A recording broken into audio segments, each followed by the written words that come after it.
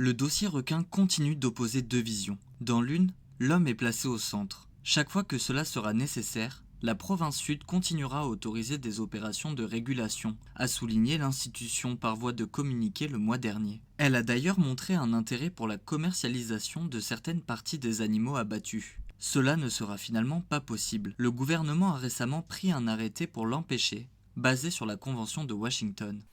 Donc c'était pour nous la Nouvelle-Calédonie la manière de s'inscrire, de répondre à nos engagements internationaux, puisque ces annexes avaient été mises à jour en 2022, avec une mise en application dès 2023, en novembre 2023, et donc à peine 2 mois après leur mise en application au niveau international, la Nouvelle-Calédonie s'est conformée donc à cette nouvelle protection des espèces.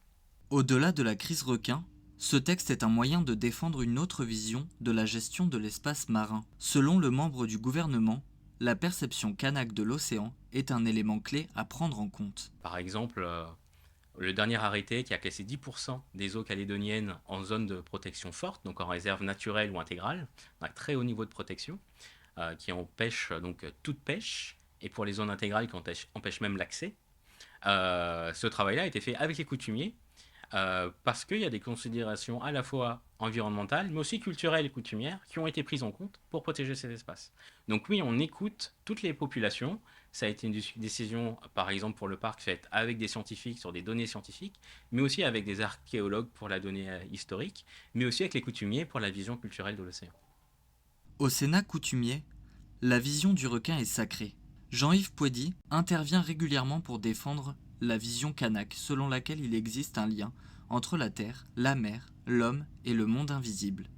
Requin dans la culture kanak, c'est un messager. C'est celui qui oriente dans la nuit. C'est celui qui annonce de bonnes ou de mauvaises choses. C'est l'ancêtre.